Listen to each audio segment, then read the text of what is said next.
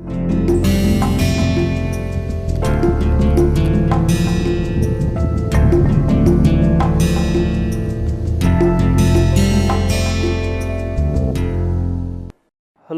welcome to another module in this massive open online course. So, we are looking at the mathematical preliminaries for optimization, alright, and we have looked at the eigenvectors and eigenvalues.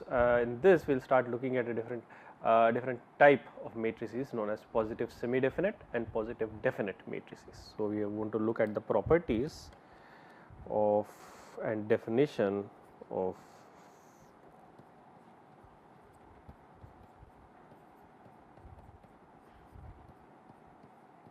positive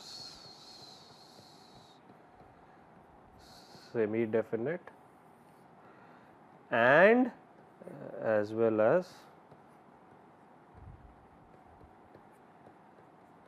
positive definite.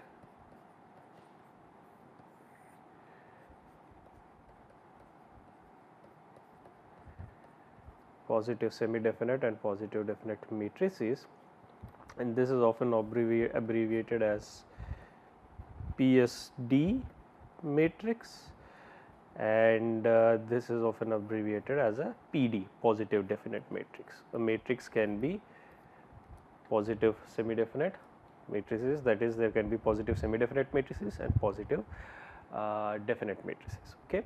And of course, both of these are also defined once again only for square matrices, alright, similar to the concept of eigenvalues and eigenvectors, these are defined for square matrices, okay. So, also defined only for square.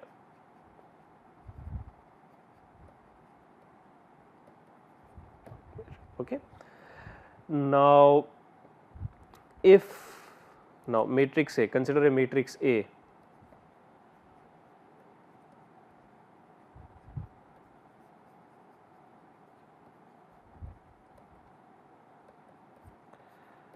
Consider a square matrix A.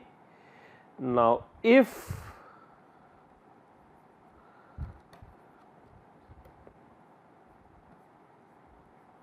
for the real case, if x bar transpose A x bar greater than or equal to 0 for all x bar, then A is a positive semi-definite matrix, okay.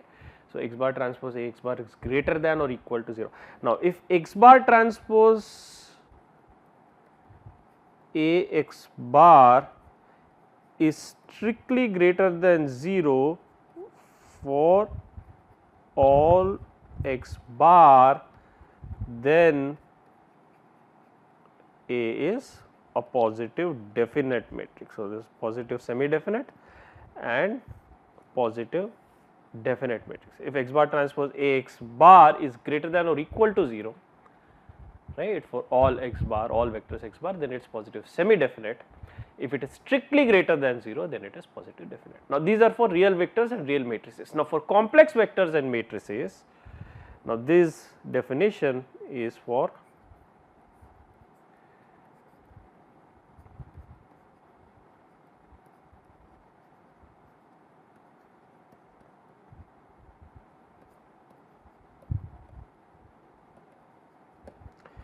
now for complex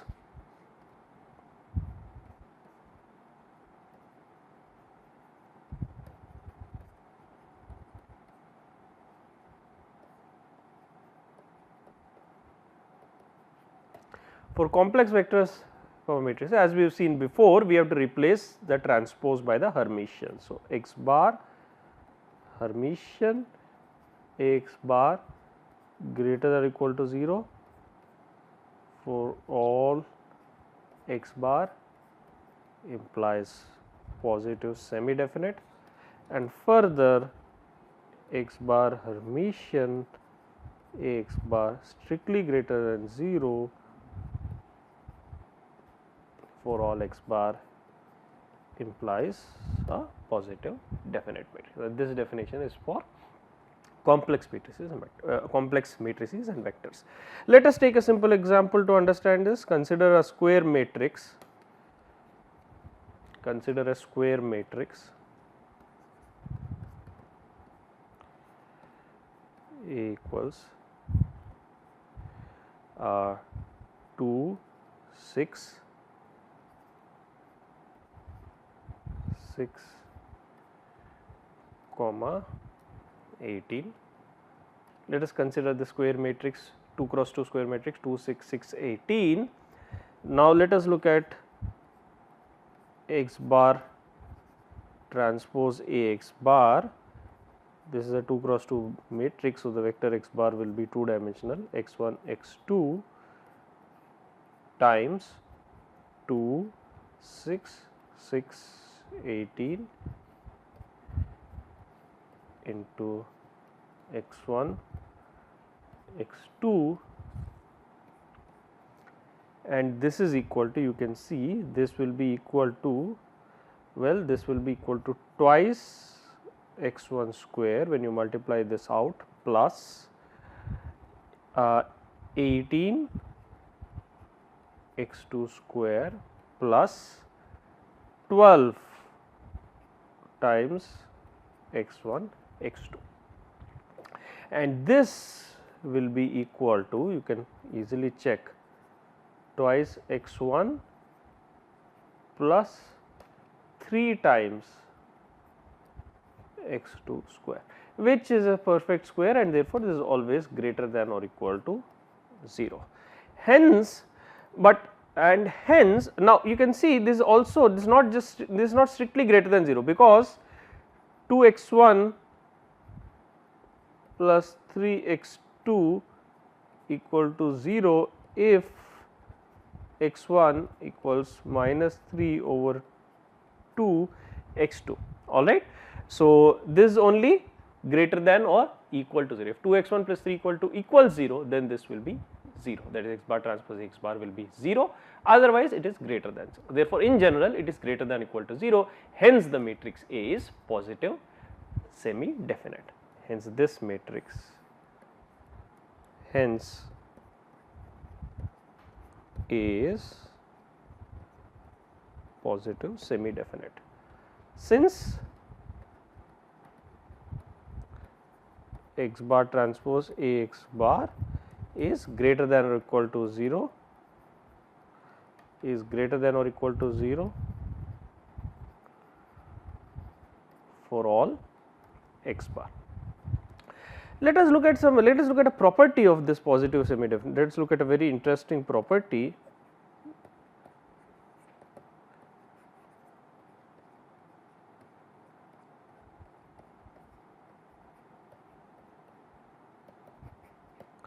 Let us look at an interesting property of this. Now, consider the eigenvalues. Since these are square matrices, eigenvalues. So, the eigenvalues, if A is positive definite,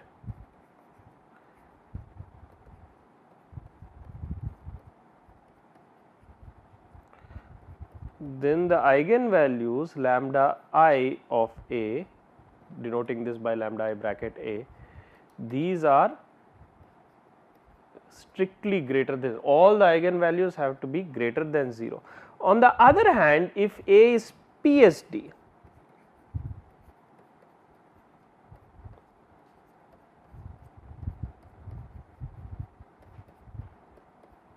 then the eigenvalues are greater than or equal to 0. That is, some of the eigenvalues can be 0 and rest of them are greater than 0. Okay. So, this is an interesting point.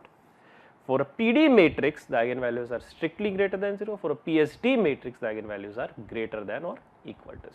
Again, let us verify this property on the previous example. So, let us look at A. Again, let us look at the example.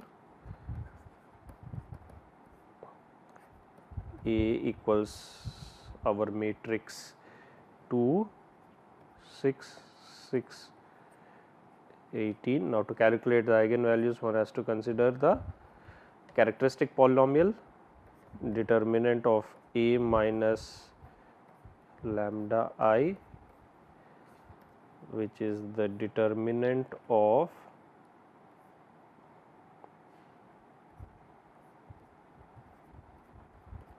two minus lambda 6, 18 minus lambda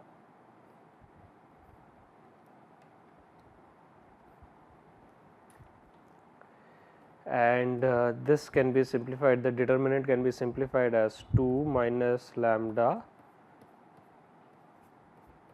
times 18 minus lambda minus 36 equal to 0, and this is the characteristic equation. Okay, remember the characteristic polynomial and the characteristic equation for the matrix.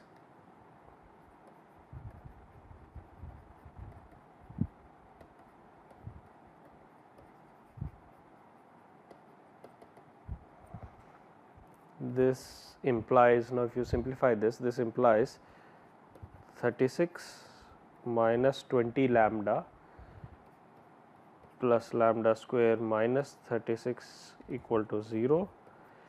This implies lambda square minus 20 lambda equal to 0,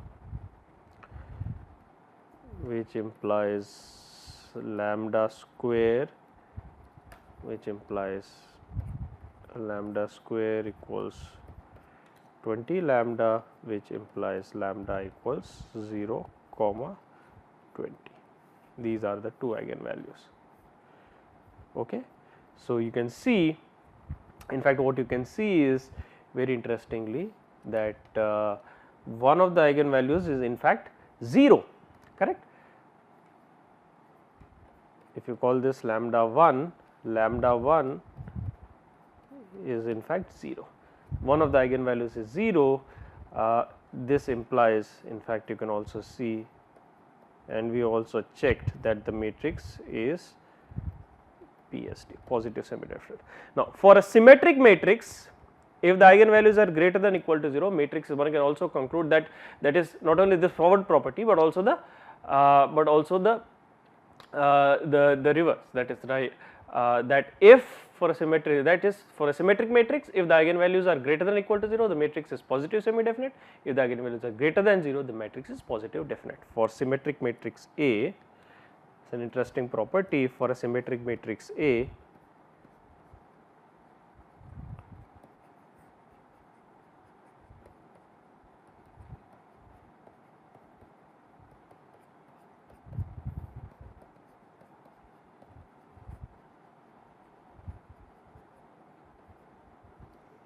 if eigenvalues lambda I of A greater than or equal to 0, then A is positive semi.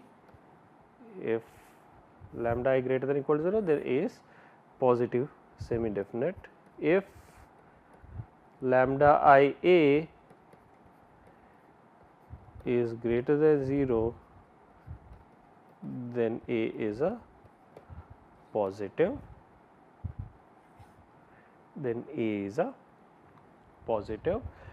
definite matrix. Let us now continue looking at another important concept, that is of the Gaussian random variable, which we are also going to use frequently in our framework of optimization. Okay.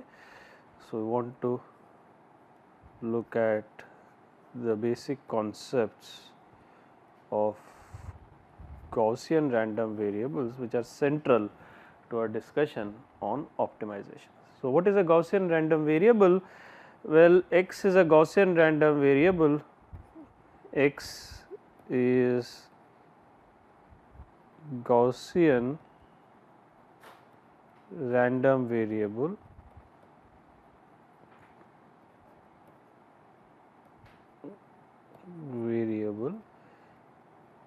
with mean equal to mu and variance equal to sigma square, that is, it is denoted by this notation, Gaussian, this is also known as a normal random variable. It is denoted by this notation n mean script n mean mu variance sigma square. Okay. And the probability density function of this, every random variable has a probability density function that is given as 1 over square root of 2 pi sigma square for the Gaussian random variable e raised to minus x minus mu whole square by 2 sigma square. What is this? This is basically your PDF or the probability density function.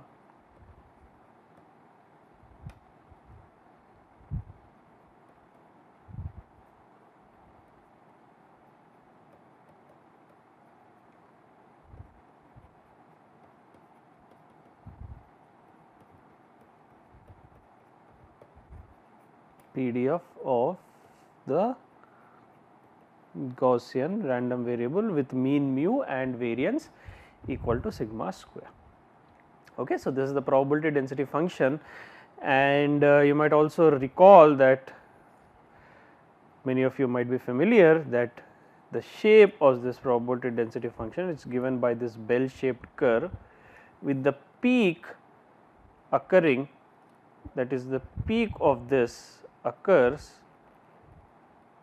at x equal to mu, that is the mean, and the spread of this is controlled by the variance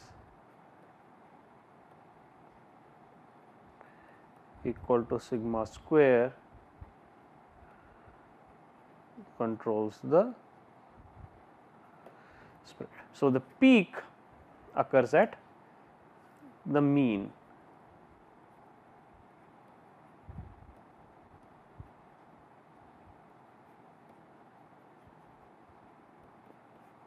So, the peak shifts the Gaussian probability density function and it is symmetric about the mean, it is a bell shaped curve, and the spread of this is controlled by the variance. For instance, if the variance decreases, then the spread decreases, the Gaussian probability density function becomes more and more peakier, that is more and more concentrated around the mean.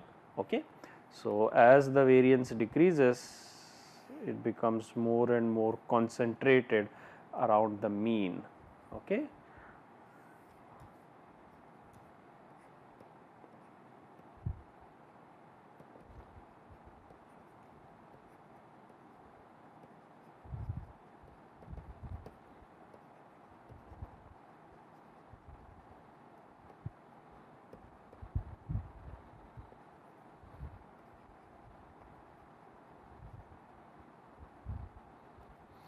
As the variance decreases, it becomes concentrated around the mean.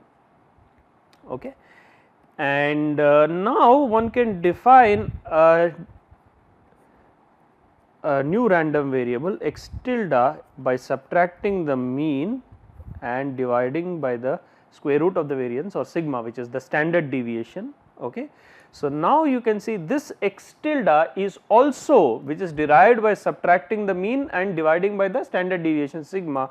Now, this x tilde is also a Gaussian RV, and there is something interesting about x tilde.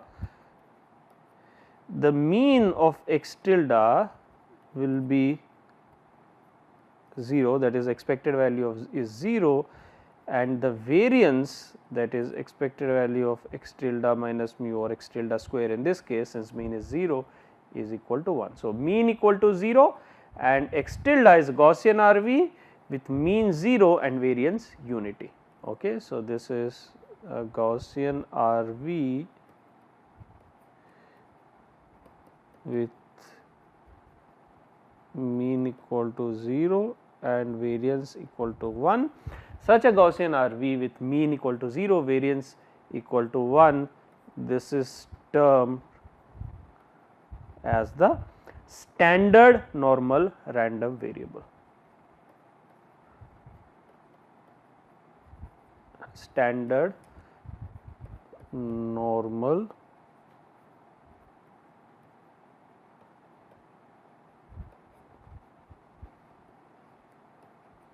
this is termed as the standard normal random variable. Okay. and now we define, now this standard normal random variable is used to define what is known as the Q function. So, this now the probability density function of the standard normal random variable, that is also simple to design because it has mean mu equal to 0 and variance 1. So, you substitute mu equal to 0 and sigma equal to 1 in the earlier expression for the probability density function of the Gaussian random variable, and what you get is the PDF of this standard Gaussian random variable given as 1 over square root of 2 pi, since sigma square equal to 1 over square root of 2 pi e raised to minus x tilde square. Remember mu is 0, so x tilde minus mu is simply x tilde square divided by 2, again once again sigma square equal to 1. This is the PDF of the standard normal.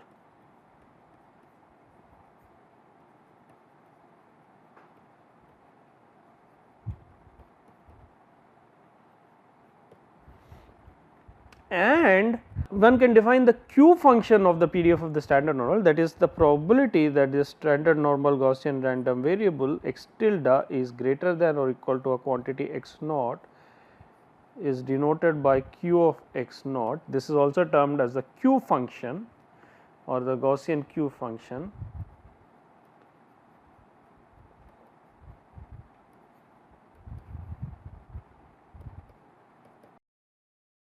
This is the probability that the standard normal variable x tilde is greater than or equal to x naught, which is given by the integral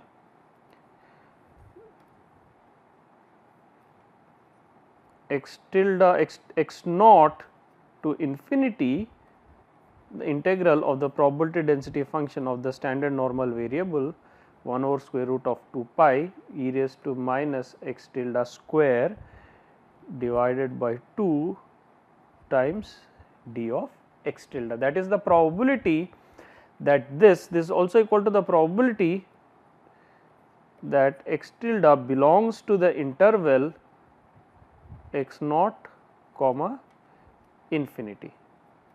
Okay.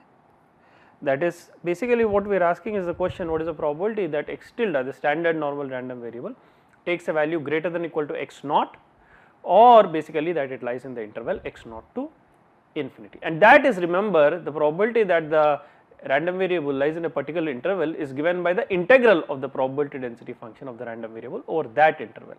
So, therefore, it is given by integral x naught, this probability is given by the integral x naught to infinity 1 over square root of 2 pi e raised to minus x tilde square divided by 2 dx tilde. Okay. And what it denotes, as I have already told you, it denotes the probability that this Gaussian random variable with mean 0 and variance equal to 1 is greater than this quantity x naught. So, it denotes the probability that, or the area under the PDF greater than or equal to x naught. This is also known as the tail probability of the standard normal random variable.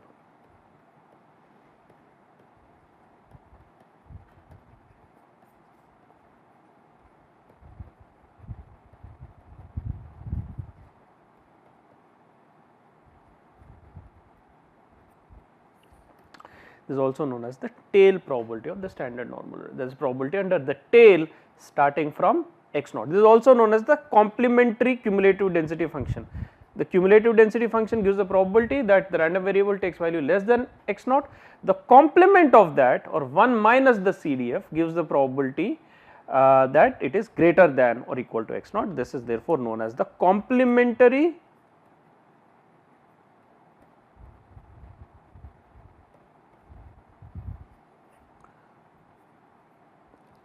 cumulative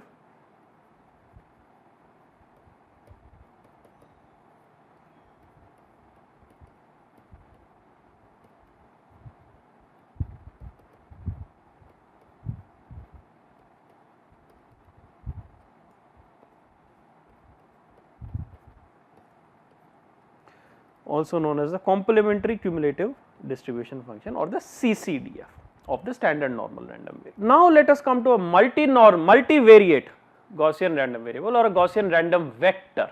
a Gaussian random vector with multiple components, each of them individually Gaussian and all of them being jointly Gaussian. Okay. So, we will talk about a multivariate Gaussian RV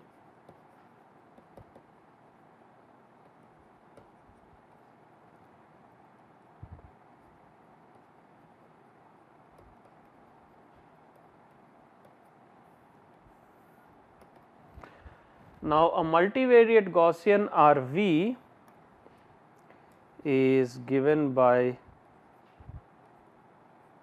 x bar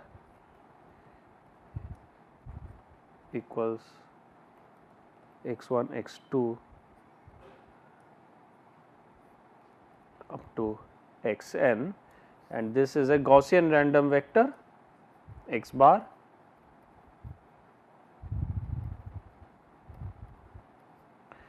this is a Gaussian random vector x bar and x bar equals x1 x2 xn. So, this has n components. We will denote the mean. Now, each of the components is going to have a mean. So, the mean is going to have a be a vector, that is expected x bar equals the expected value of each of the components. So, this is going to be an n dimensional vector, which we will denote by this. Let the mean of the various components be mu1, mu2 up to mu n. So, this is basically your mean vector. So, the mean is going to be a vector. So, you can call this also as the mean vector of the multivariate Gaussian random variable. And further, instead of the variance, we have the we will have the covariance matrix, which looks at the variance of each component and also the cross covariance, also the covariance, correct, the cross correlation corresponding to each of the elements of this random vector. And the covariance matrix is defined as follows, that is R equals expected value of x bar minus mu bar into x bar minus mu bar transpose. Okay. And this is, remember, this is termed as the covariance matrix.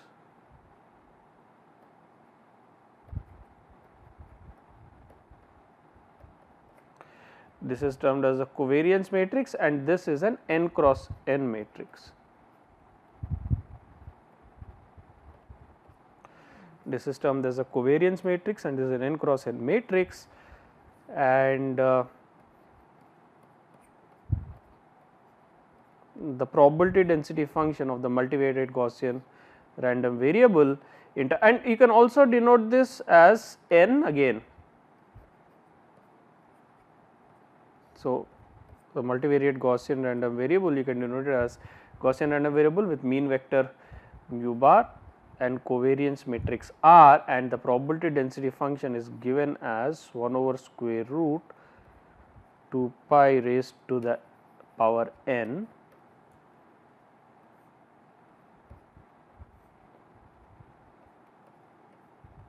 raised to the power of n. The determinant of the covariance matrix R times e raised to minus half x bar minus mu bar transpose R inverse x bar minus mu bar. Okay. And this is basically your PDF of the multivariate Gaussian random vector, PDF of multivariate Gaussian vector with mean equals mu bar and variance equal to covariance matrix.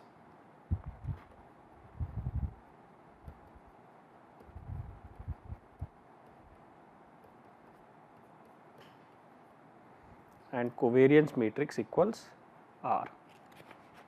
Okay.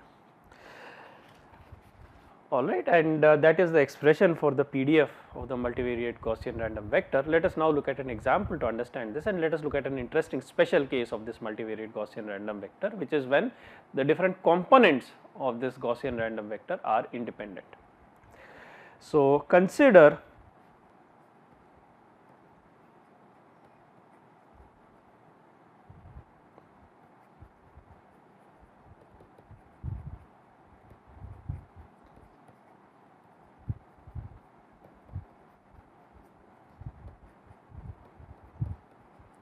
a multivariate Gaussian with expected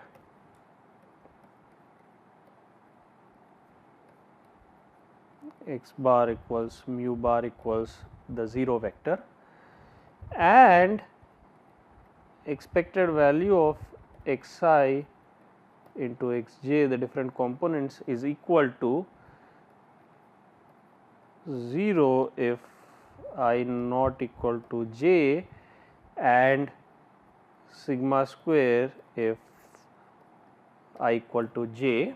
All right. So, the what we are seeing is the cross correlation expected value of xi xj if I not equal to j is 0. All right, and all the variance of each element is sigma square. So, these are basically what you can see is basically these are known as uncorrelated random variables because the correlation is 0. So, these are basically uncorrelated.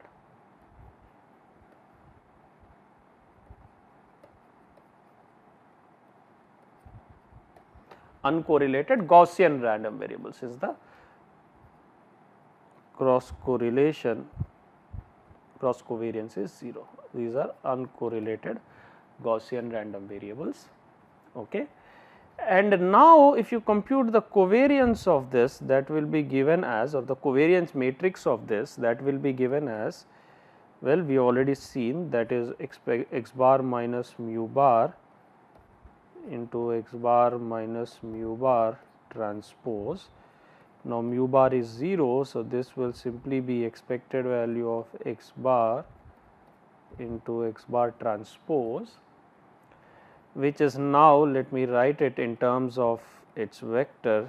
This is going to be expected value of x bar, which is the vector x1, x2, xn into the transpose x1, which is the row vector. Remember, transpose of a column vector is a row vector. And now, once you compute this, what you will observe is, if you compute this, you will have entries such as x1 square, the off diagonal entries will be x1, x2, x2, x1, x2 square, and so on. And now, if you look at this matrix, expected value of each element on the diagonal, expected value of x1 square, x2 square, x3 square, so on is sigma square, but the expected values of the off diagonal entries x1, x2, x2, x1, so on are 0, because these we have considered the random variables to be uncorrelated, and therefore, the covariance matrix basically you can see reduces to sigma square. All the diagonal elements are sigma square, the off diagonal elements are 0, and therefore, this is also sigma square times identity. And now, once you compute, so our covariance matrix equals sigma square times identity. This is, remember,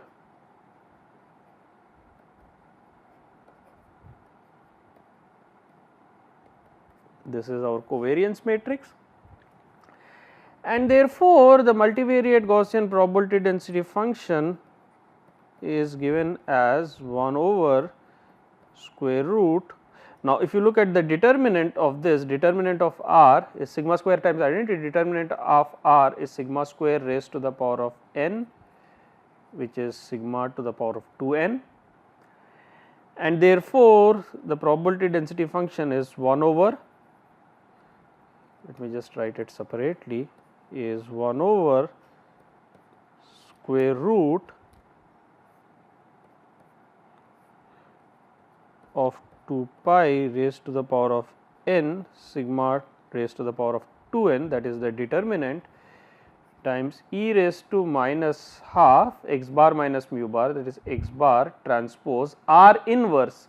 R is sigma square identity, R inverse is identity divided by sigma square times x bar, which is, now you can simplify this as 1 over 2 pi sigma square raised to the power of n by 2 times e raised to minus half or 1 over 2 sigma square x bar transpose x bar transpose identity, x bar is x bar transpose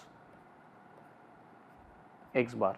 But recall x bar transpose x bar, recall x bar transpose x bar equals norm of x bar square, which is also equal to x1 square plus x2 square plus so on up to xn square for a real vector x bar, and therefore, this is also equal to 1 over 2 pi sigma square to the power n by 2 times e raised to minus 1 over 2 sigma square norm x bar square, and this is also equal to 1 over 2 pi sigma square n by 2 e raised to minus 1 over 2 sigma square summation 1 equal to I to n x I square.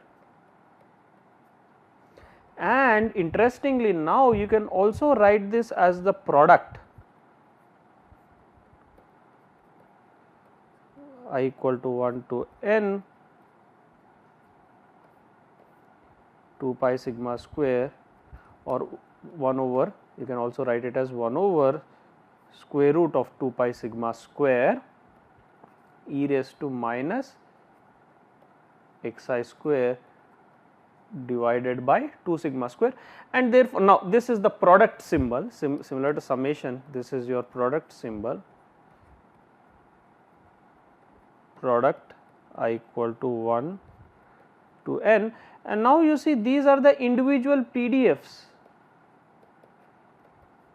these are the individual Gaussian PDFs of the various random variables xi with mean equal to 0 and variance equal to sigma square. And therefore, what you are seeing is that when these Gaussian, when these component Gaussian random variables are uncorrelated, the joint Gaussian, the multivariate Gaussian PDF equals the product of the individual PDFs, which means that these PDFs, these random variables are not only uncorrelated, but they are also independent, and this is a unique property of the Gaussian random variable. If two Gaussian random variables are uncorrelated, they are also independent. This is not true for any general random variable, it is an interesting property that is applicable only for the Gaussian random variable. So, this implies that the Gaussian RVs are also independent.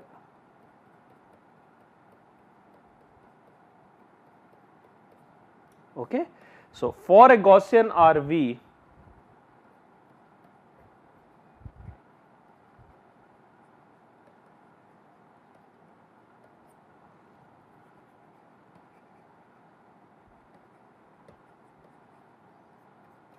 uncorrelated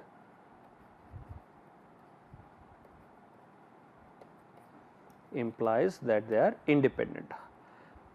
However, this is not true for any general random variable, and this is the important property, not true for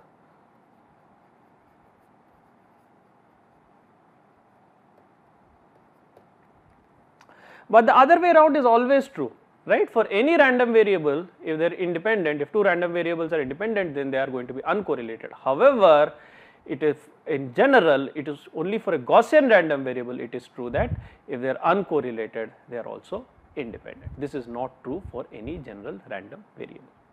All right. So, this small example illustrates this interesting property of the multivariate Gaussian random vector. Alright. So, we will stop here and continue with other aspects in the subsequent modules. Thank you very much.